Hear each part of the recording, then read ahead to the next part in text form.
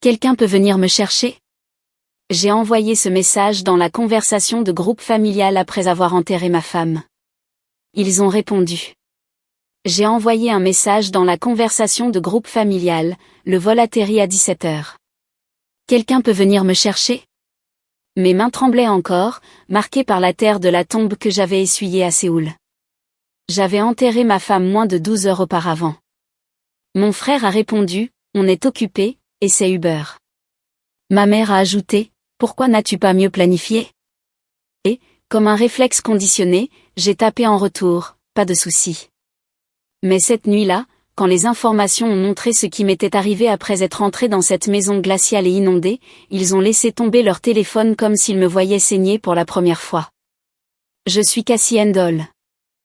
Et voici le moment où tout ce que je pensais savoir sur la famille s'est effondré jusqu'aux fondations. Avant de partager mon histoire, je veux savoir que vous êtes là avec moi. Dites simplement, j'écoute, dans les commentaires ou dites-moi d'où vous regardez. J'adore voir jusqu'où mon histoire peut porter. Parfois, même la plus petite connexion rend une histoire lourde un peu moins solitaire. Merci. Et maintenant, voici mon histoire. Et si ce genre d'histoire humaine et réelle vous importe, veuillez envisager de vous abonner. Cela aide plus que vous ne l'imaginez, surtout pour quelqu'un qui a longtemps cru que personne n'écoutait. Les lumières de la cabine se sont tamisées alors que l'avion entamait sa descente vers Denver. Mais mes yeux étaient trop à vif, trop gonflés par 30 heures de voyage et de deuil ininterrompu pour s'adapter. J'étais assis là, à 32 ans, épuisé au-delà de toute raison, portant toujours la même chemise noire que celle dans laquelle j'avais enterré ma femme 2 jours plus tôt, sentant ma peau se craqueler sous l'air recyclé. Ma colonne vertébrale était bloquée après avoir dormi assis et ma tête pulsait d'une douleur lente et tenace que je traînais depuis Séoul. Depuis des heures, une seule phrase tournait en boucle dans mon esprit comme un économiseur d'écran cruel, je viens d'enterrer ma femme à l'autre bout du monde. Mon pouce frottait l'empreinte sur mon alliance jusqu'à ce que le métal se réchauffe sous mon toucher. L'espace d'une seconde, l'image de la tombe de Sarah Fenn, petite, silencieuse, nichée sous une rangée de pins sur une colline à l'extérieur de Séoul, a surgi si vivement dans mon esprit que j'ai oublié où j'étais. L'avion, les inconnus, le vrombissement des moteurs, tout a disparu derrière cette seule image. Puis le capitaine a parlé, brisant la transe, annonçant notre approche finale. J'ai dégluti difficilement et allumé mon téléphone. Les notifications ont explosé sur l'écran. Des emails du travail, des alertes de ma banque et un avis de grand froid avertissant les résidents du Colorado de laisser le chauffage allumé car les températures chutaient à des niveaux dangereusement bas.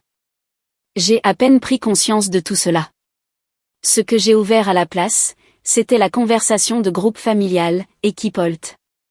4 membres, mon frère Nolan, ma mère Marianne, mon père Grant, et moi. Celui qui tendait toujours la main le premier. Celui qui comblait le silence quand les autres ne le faisaient pas. Mes doigts ont hésité un instant avant de taper, le vol atterrit à 17h. Quelqu'un peut venir me chercher? Simple. Raisonnable. Le genre de chose pour laquelle n'importe quelle famille se mobiliserait, surtout après tout ce qui s'était passé. Mais ma famille n'était pas n'importe quelle famille. J'ai fixé l'écran pendant que nous roulions sur le tarmac, feignant de ne pas anticiper les réponses. Mais je le faisais. Je l'ai toujours fait. J'avais passé la majeure partie de ma vie à essayer de ne pas avoir trop de besoins, de ne pas être un inconvénient, de ne pas perturber le rythme d'un foyer qui avait toujours tourné autour de Nolan. Une bulle est apparue. Nolan, on est occupé. Et c'est Uber. 7 mots. Pas même un point d'interrogation. Pas de « comment tu tiens le coup » ou « est-ce que ça va de prendre un VTC seul après ce vol ?» Juste de la logistique. Comme si je lui avais demandé de récupérer un costume au pressing. Une deuxième bulle est apparue avant que je puisse respirer. Maman, pourquoi n'as-tu pas mieux planifié? Tu sais à quel point nos emplois du temps sont chargés. Ses emplois du temps. Son club de bridge, ses dîners, son calendrier social qu'elle gardait comme s'il s'agissait d'une habilitation de sécurité nationale. Mon père n'a pas pris la peine de taper. Il a simplement réagi au message de Nolan avec un emoji pouce levé, un geste que j'avais vu si souvent en grandissant qu'il était devenu presque un signe de ponctuation dans notre foyer. Assez bien. On passe à autre chose. J'ai regardé les 3 réponses.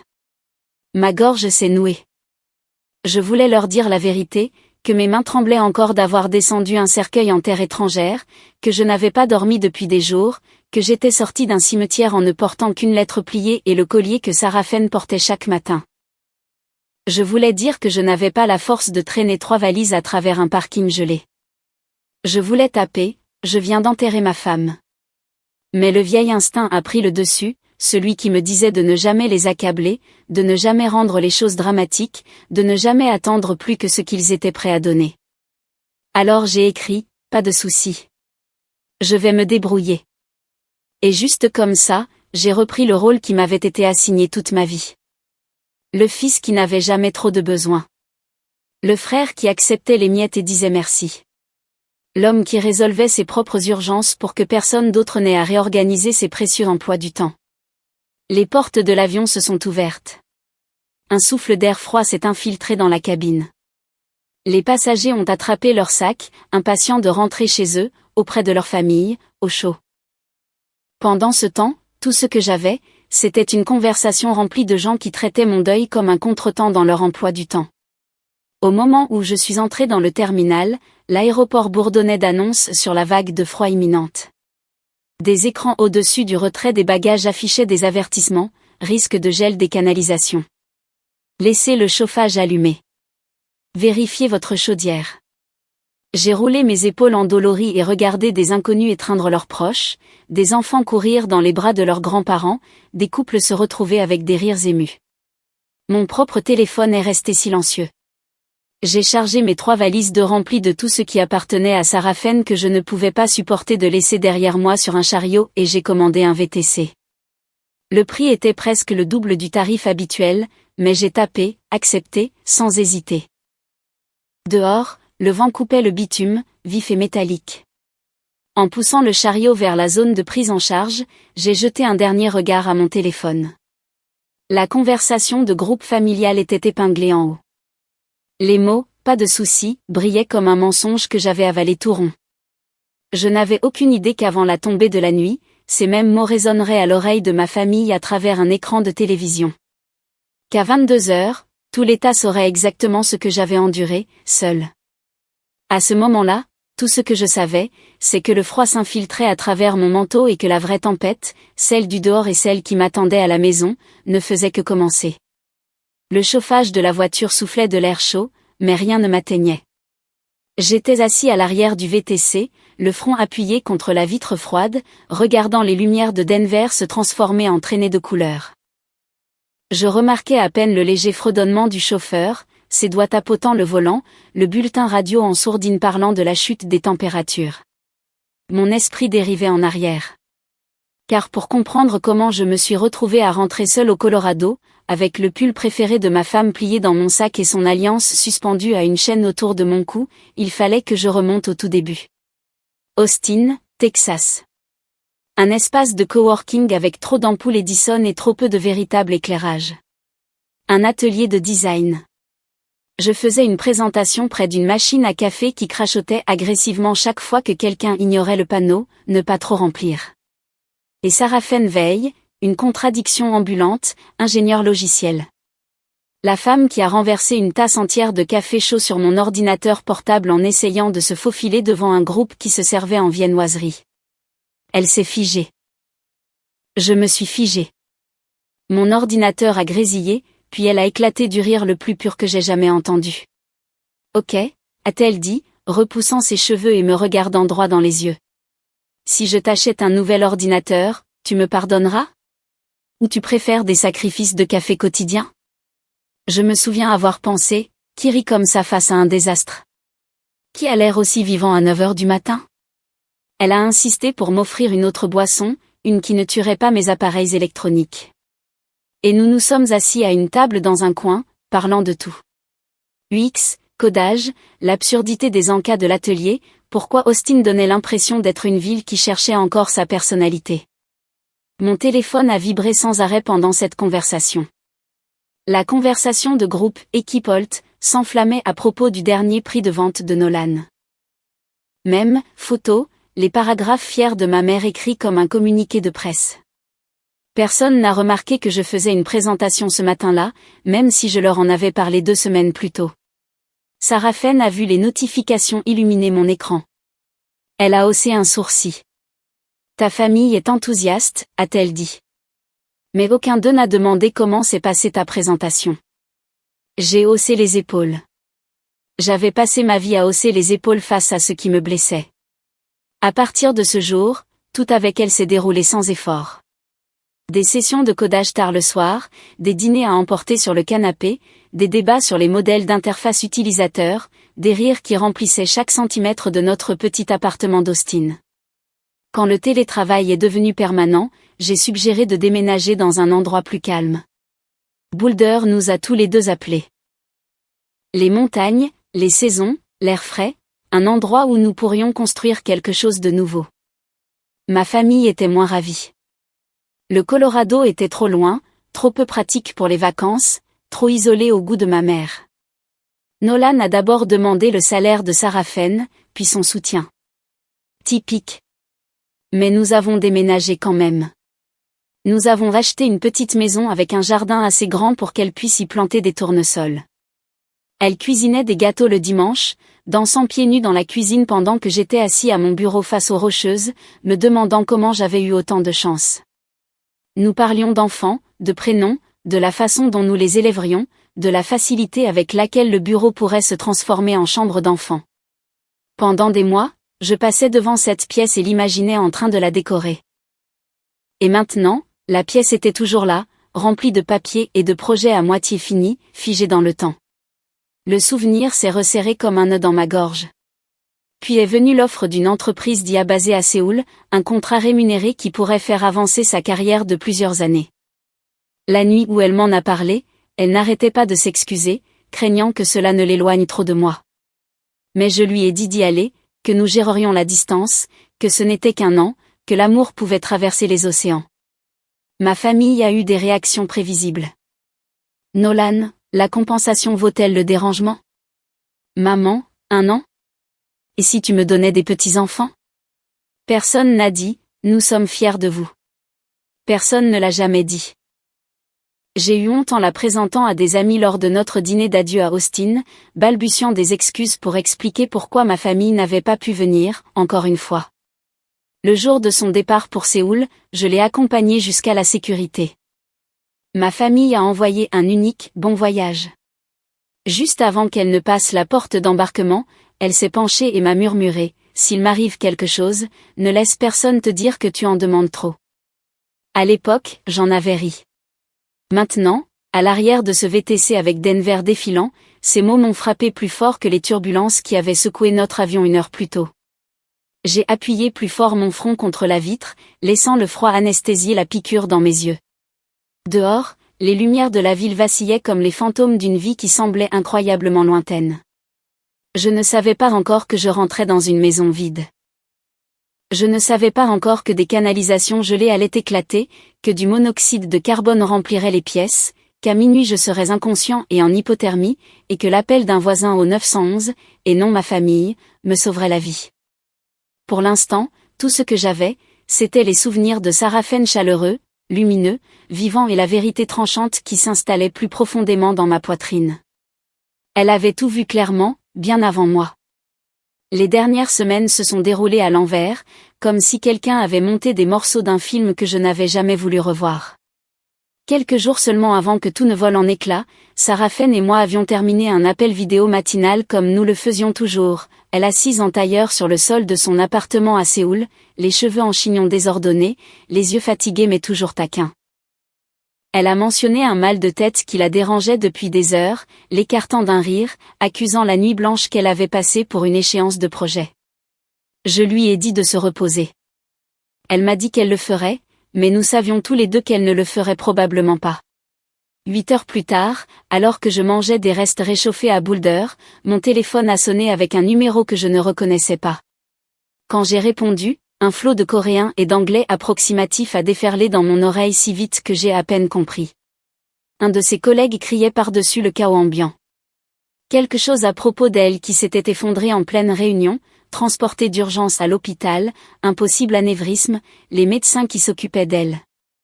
Je suis restée là, figée, la fourchette encore à la main, incapable de formuler des mots. Il s'est excusé pour son anglais, mais ce n'était pas la barrière de la langue qui rendait tout incompréhensible. C'était la terreur pure d'imaginer seule dans cet hôpital. J'ai réservé le premier vol que j'ai pu trouver. Boulder à Denver, Denver à LAX, LAX à Séoul. Chaque escale était un flou de lumière fluorescente et de chaises d'aéroport. À la porte d'embarquement, j'ai envoyé un message au groupe familial expliquant que Sarah Fenn était dans un état critique. Les réponses sont venues rapidement, mais vides. Tiens-nous au courant. Fais-nous savoir ce que disent les médecins. Pas une seule question sur moi. Pas une seule offre d'aide. Le sous-entendu était clair, informe-nous, mais ne demande rien de plus. Quand j'ai finalement atteint l'hôpital à Séoul, une infirmière m'a conduit à travers un labyrinthe de couloirs jusqu'aux soins intensifs. L'odeur de désinfectant était épaisse dans l'air.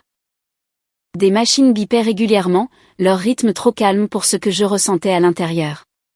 Sarah Fenn était allongée dans un lit, entourée de tubes et de fils, sa peau pâle, sa poitrine se soulevant et s'abaissant uniquement parce que le respirateur l'Y forçait.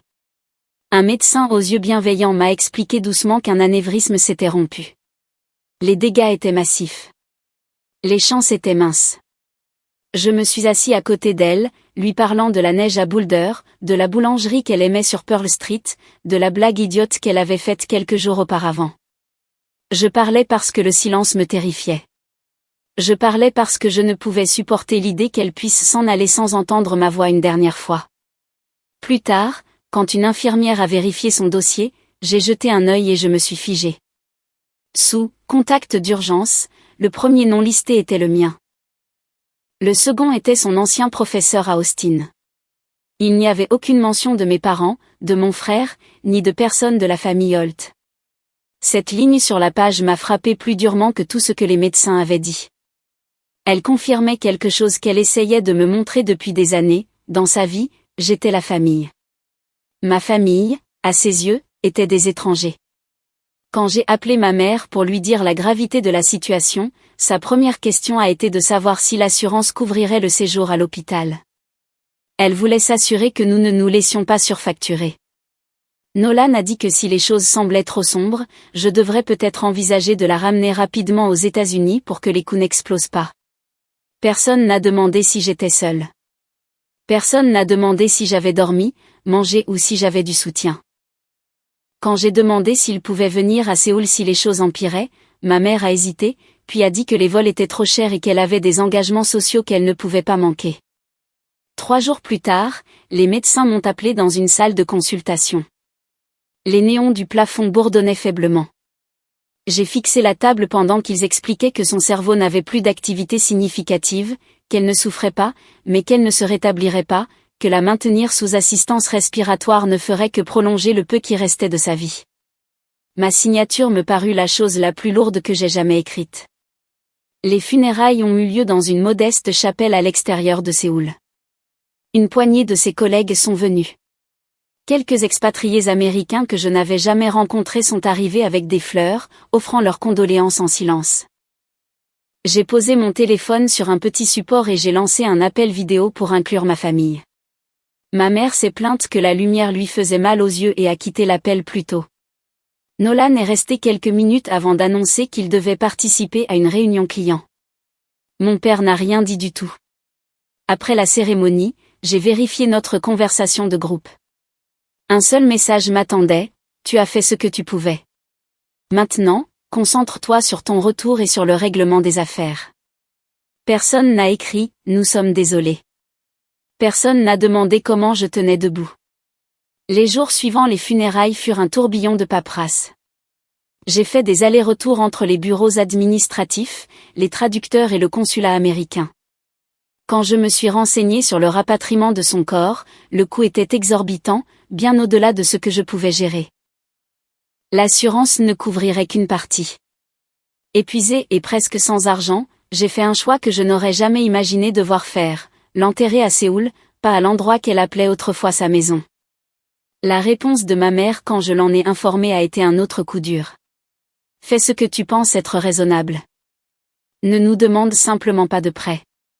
J'ai choisi une concession sur une colline tranquille surplombant des érables qui rougissaient dans le froid de l'hiver. J'ai glissé un livre de poche usé, une petite photo et un porte-clés des Rockies à côté de la pierre tombale lors de ma dernière visite avant de m'envoler. Je lui ai dit que je reviendrais. J'ai promis que je continuerais, même si je ne comprenais plus comment. En repartant vers la sortie, 2 de ses collègues ont chuchoté entre eux, me jetant un regard de pitié. L'un d'eux a dit doucement, d'habitude, la famille vient. Les mots ont piqué plus que le vent glacial. Au moment où j'ai embarqué sur mon vol de retour vers les États-Unis, ma carte de crédit était presque au maximum, et j'étais épuisé de toutes les manières possibles.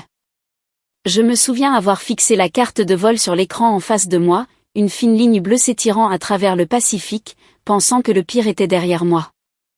Je pensais que je rentrais à la maison pour me reposer, pour récupérer, pour me laisser m'effondrer entre des murs familiers.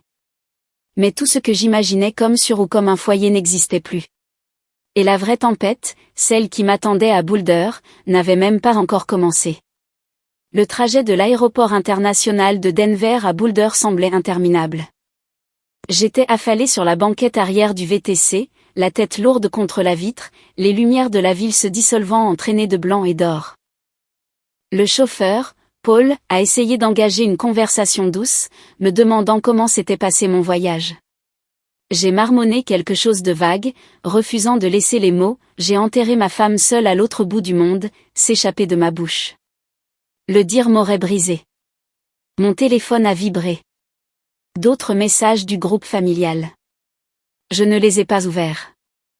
Les laisser là me semblait être une punition que je méritais pour espérer encore quelque chose de différent, pour espérer qu'ils aient pu changer en l'espace de quelques jours. La radio murmurait des avertissements sur un front froid à venir, des températures chutant en dessous de zéro, des canalisations gelant, des systèmes de chauffage devant rester allumés toute la nuit. J'écoutais d'une oreille distraite, n'imaginant jamais que ces avertissements deviendraient le fil conducteur de tout ce qui allait se passer ensuite. Paul s'est garé dans mon allée juste au crépuscule. L'air extérieur était assez vif pour piquer mes poumons. J'ai traîné mes valises jusqu'aux marches, j'ai déverrouillé la porte et je suis entré dans l'obscurité totale. La maison semblait gelée, intacte. J'ai actionné l'interrupteur. Rien ne s'est passé. Mon estomac s'est noué.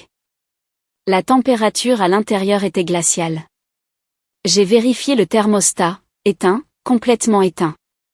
Avant de partir pour Séoul, j'avais demandé à ma mère d'allumer le chauffage la veille de mon retour. Elle avait accepté sans hésiter. Pourtant, l'écran clignotait, vide, sans vie. Je suis entré dans la cuisine, espérant trouver quelque chose, n'importe quoi, qui rendrait l'endroit moins abandonné. Le réfrigérateur ne contenait que des condiments périmés depuis longtemps et quelques récipients de nourriture couverts de moisissures. Nolan avait promis qu'il remplirait le frigo pour moi. Une autre promesse évaporée. Une vague de fatigue m'a frappé si fort que je me suis laissé tomber sur le canapé au lieu de monter dans notre chambre. Je ne pouvais pas me résoudre à ouvrir les valises. Je savais que ces vêtements étaient à l'intérieur, pliés par les mains de quelqu'un d'autre. J'ai envoyé un rapide SMS à la famille, je viens d'arriver à la maison. Personne n'a répondu. Je me suis forcé à supposer qu'ils étaient occupés. Le froid s'est insinué plus profondément alors que je m'endormais dans mon manteau, recroquevillé maladroitement sur le canapé. Ce n'était pas un sommeil réparateur, juste l'inconscience qui m'a emporté pendant quelques heures. Le matin est arrivé violemment. Je fus réveillé par un bruit d'eau qui gouttait, puis qui déferlait comme une averse à l'intérieur de ma maison. Pendant une seconde, à moitié endormi, j'ai cru qu'il pleuvait à Séoul. Puis je me suis redressé. De l'eau tombait du plafond, s'écoulait à travers les luminaires, le long des murs, sur les placards. J'ai pataugé dans une flaque peu profonde qui se formait sur le sol de la cuisine. Les canalisations du plafond avaient éclaté pendant la nuit, gelées sans chauffage pour les protéger. Les avertissements que j'avais ignorés à la radio me revenaient comme une moquerie cruelle. Je me suis dépêché de trouver un plombier d'urgence. Chaque numéro que j'appelais me donnait la même réponse, trop de canalisations éclatées, premier rendez-vous disponible dans 3 ou 4 jours. La maison continuait de s'inonder pendant que mon souffle formait de la buée devant moi. En désespoir de cause, j'ai appelé Nolan. Je lui ai dit que la maison était inhabitable, la température glaciale, et j'ai demandé si je pouvais rester chez lui quelques nuits. Il a dit que leur chambre d'amis était pleine de cartons de rangement et que sa femme et lui recevaient des clients à dîner ce soir-là. Il m'a suggéré de prendre un motel ou de faire une déclaration à l'assurance. Quand j'ai appelé ma mère, elle a dit qu'elle se préparait pour la réunion de son club de bridge le lendemain et ne voulait pas perturber l'organisation. Elle a ajouté que le dos de mon père le faisait souffrir et qu'il ne pouvait pas supporter de stress supplémentaire. Elle m'a exhorté à ne pas surréagir et à trouver une solution par moi-même. Mon père est venu au téléphone un instant, m'a dit de rester au chaud et lui a rendu le téléphone. Debout dans l'eau glaciale qui s'accumulait à mes pieds, j'ai réalisé que si j'étais en train de me noyer, ils me demanderaient encore de planifier ça en fonction de leurs emplois du temps. Les lumières ont commencé à vaciller.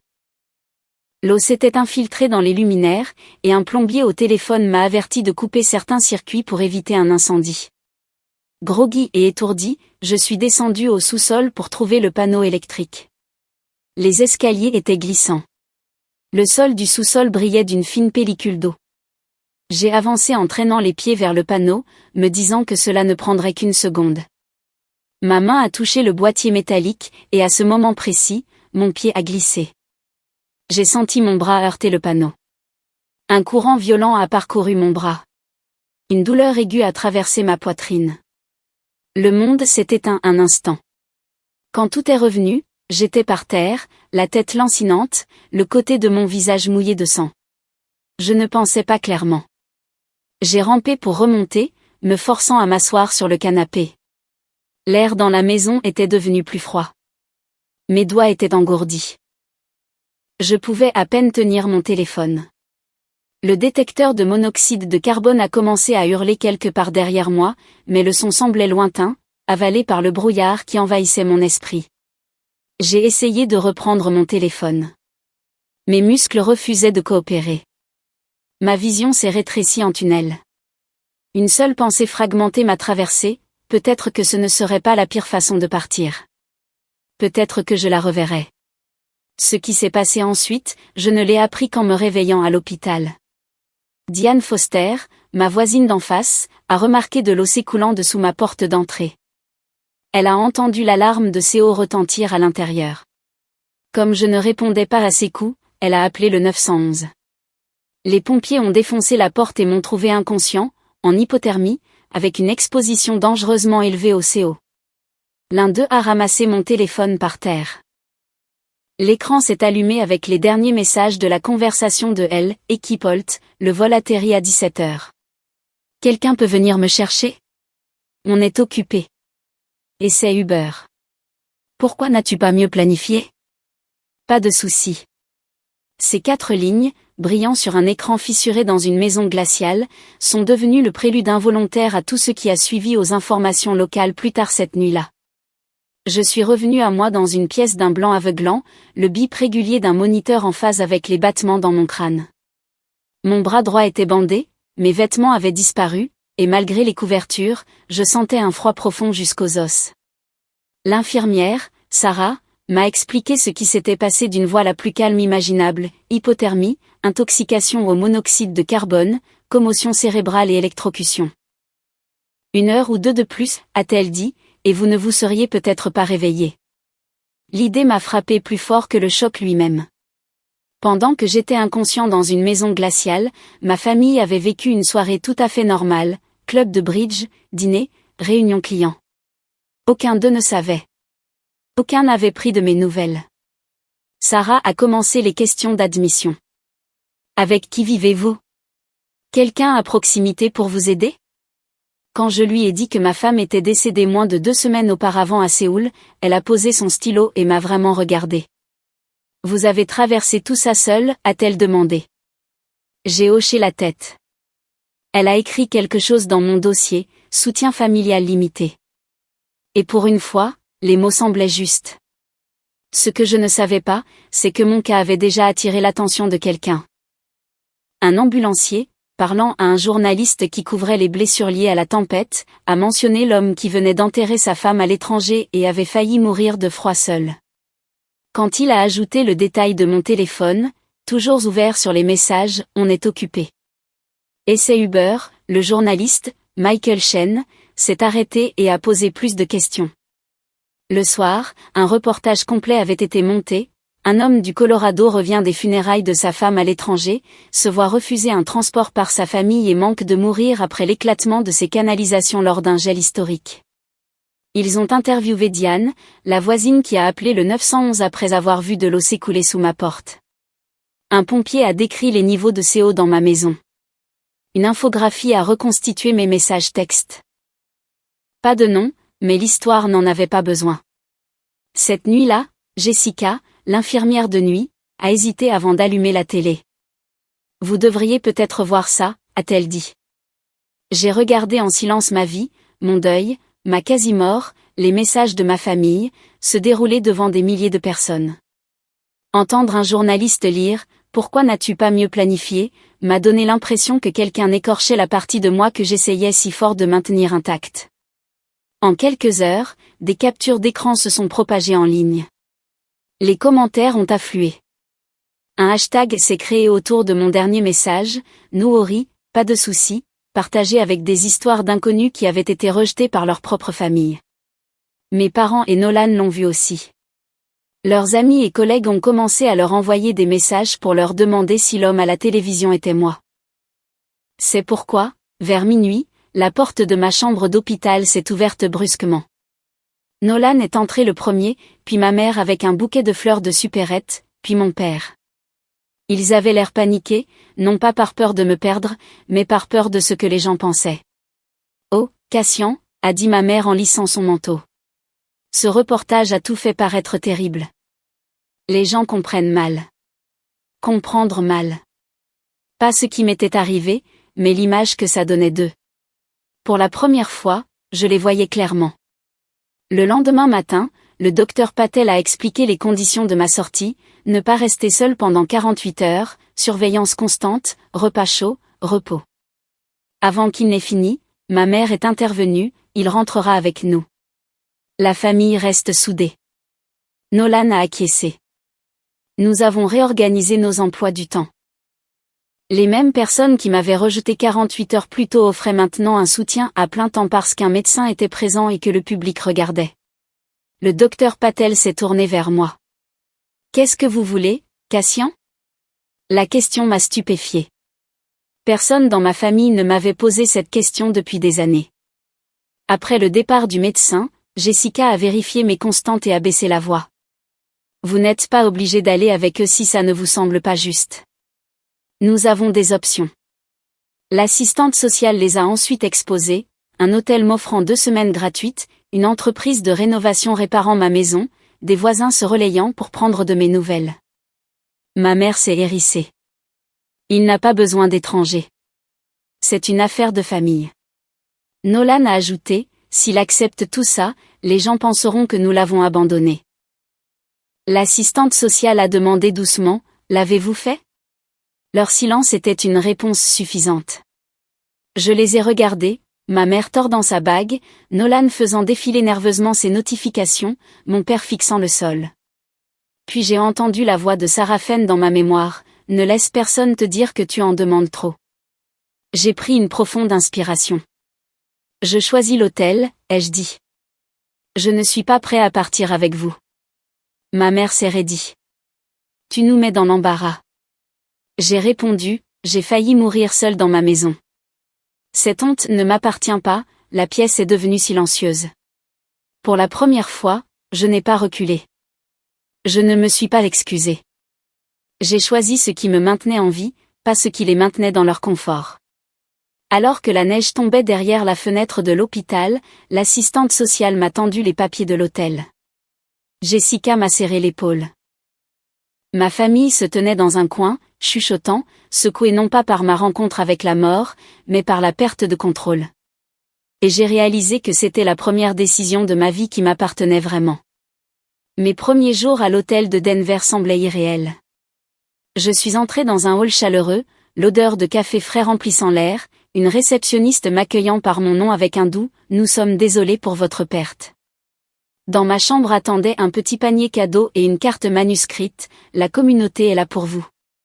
J'ai été frappée par le fait que des inconnus avaient fait plus pour moi en 48 heures que ma famille en des mois. L'assistante sociale m'a encouragée à rejoindre un groupe de soutien au deuil. La salle était simple, des chaises pliantes, un tableau blanc, des visages silencieux portant leur propre tempête. Quand mon tour est venu, j'ai raconté toute l'histoire pour la première fois. Séoul, les funérailles seules, le trajet de l'aéroport vide, la maison glaciale, l'alarme de Séo, le voisin qui m'a sauvé. Un homme de l'autre côté du cercle a dit qu'il avait vu les informations, mais l'entendre de votre bouche, c'est différent. Pour une fois, mon histoire n'a pas été traitée comme un titre de journal. Elle a été entendue comme une douleur. Quelques jours plus tard, Michael Chen a demandé une interview de suivi. J'ai hésité, mais la question de l'assistante sociale persistait. Voulez-vous que d'autres façonnent votre histoire, ou voulez-vous le faire vous-même ? J'ai accepté à la condition de ne pas nommer ma famille. Avant le tournage, il m'a montré un email de quelqu'un portant le nom de famille de ma famille, demandant à la chaîne de corriger les malentendus car le reportage leur donnait une mauvaise image. J'ai senti quelque chose se calmer en moi. Si quelqu'un devait définir la vérité, ce devait être moi. Pendant l'interview, j'ai parlé simplement du deuil, du besoin de choses essentielles: présence, chaleur, un petit acte de bienveillance et de la façon dont des inconnus étaient intervenus là où la famille n'avait pas été présente. J'ai dit, je ne raconte pas ça pour faire honte à qui que ce soit. Je le raconte pour les gens qui pensent en demander trop alors qu'ils demandent seulement de ne pas être laissés seuls. Le reportage a été diffusé ce soir-là. Mon téléphone a été inondé d'appels manqués de ma mère et de Nolan. Quand j'ai finalement répondu, ils m'ont accusé d'étaler des affaires privées et de les faire passer pour des sans-cœur. Pour la première fois, je ne me suis pas excusée. Si quelqu'un se reconnaît dans ce que j'ai dit, leur ai-je dit, ce n'est pas de ma faute. À cette époque, je pensais souvent à Séoul, à quel point je m'étais sentie perdue en gérant tout seul. Sarah Fenn avait un jour rêvé d'aider les étudiants à partir à l'étranger sans craindre les urgences. J'ai donc contacté notre ancienne université pour créer une petite bourse en son nom. L'école m'a dit qu'une fondation locale doublerait ma contribution si j'acceptais de prendre la parole lors de l'annonce. Je me suis envolée pour le Texas pour la cérémonie. C'était simple, des étudiants, des professeurs, quelques journalistes. J'ai parlé du courage de Sarah Fenn, des inconnus qui étaient devenus mon filet de sécurité, de la façon dont la famille est parfois quelque chose que l'on trouve, pas quelque chose dont on hérite. Quand j'ai eu fini, j'ai remarqué quelqu'un debout au fond, près de la porte, mon père. Il ne s'est pas rapproché de moi. Il n'a pas dit un mot, mais il avait été là tout le temps. Quelques jours plus tard, l'université m'a envoyé un email pour me remercier et a mentionné un donateur anonyme qui avait ajouté une somme importante à la bourse, de la part de quelqu'un qui essaie de faire un peu mieux. Je n'ai pas eu besoin de demander qui c'était. J'ai simplement répondu, laissez-le anonyme. La bourse est plus importante que le nom qui y est attaché. De retour à Boulder, ma maison semblait différente, plus chaude, plus sûre. L'équipe de rénovation avait tout réparé, nouveau plancher, tuyaux isolés, un thermostat intelligent réglé pour que la maison ne gèle plus jamais. Diane a apporté de la soupe et a dit qu'elle ne serait tranquille que lorsqu'elle verrait à nouveau de la fumée sortir de ma cheminée. Quelques jours plus tard, j'ai ouvert ma boîte aux lettres pour y trouver une enveloppe avec l'écriture de mon père. Il écrivait qu'il avait écouté tout mon discours lors de l'événement de la bourse, que se voir reflété dans mes mots était douloureux, mais vrai. Il a admis qu'il avait été absent, non seulement pendant le blizzard, mais pendant d'innombrables moments de ma vie. Et pour la première fois, il n'a pas offert d'excuses. Il a simplement dit qu'il voulait une chance de recommencer sur une base honnête. Je lui ai répondu en fixant des limites avec une clarté que je n'avais jamais eue auparavant. Si nous devions construire quoi que ce soit, ce devait être en tant que deux adultes se rencontrant sur un terrain neutre, pas un fils se produisant pour une famille qui ne se présenterait pas. Il a répondu, samedi, au Maple Street Dîner. Je serai en avance. Notre première conversation fut maladroite, presque silencieuse. La suivante est allée plus loin. Il a parlé de la peur, du choix de la paix plutôt que de la vérité, du fait d'être fier de Nolan parce que c'était plus facile que de me comprendre. Il a dit qu'il enviait la façon dont j'avais parlé publiquement de la douleur, quelque chose qu'il n'avait jamais osé faire de toute sa vie. Je ne lui ai pas pardonné sur le champ, mais j'ai reconnu l'effort. C'était petit, mais réel. Pendant ce temps, ma relation avec ma mère et Nolan s'est installée dans une distance polie. Ils envoyaient des vœux de fin d'année, des photos de dîner, des commentaires qui évitaient toutes les choses difficiles. Je répondais brièvement, sans ressentiment, mais sans espoir qu'ils deviennent soudainement des personnes différentes. Je n'avais plus besoin d'eux pour ça. 1 an après la mort de Sarah Fenn, je suis retournée à Séoul, cette fois pour tenir une promesse, pas pour survivre à une catastrophe. J'ai visité l'hôpital et fait un don à un fonds pour les familles internationales. Une infirmière m'a reconnue de l'année précédente et m'a dit que leur programme de soutien s'était amélioré après avoir entendu des histoires comme la mienne. Au cimetière, je me suis assis devant la pierre de Sarah Fenn et je lui ai tout raconté. La nuit glaciale, le voisin, l'hôpital, la bourse, la lettre de mon père. J'ai dit qu'elle me manquait toujours terriblement, mais que le deuil ne m'avalait plus. Il était devenu quelque chose de plus calme, un compagnon, pas un fardeau.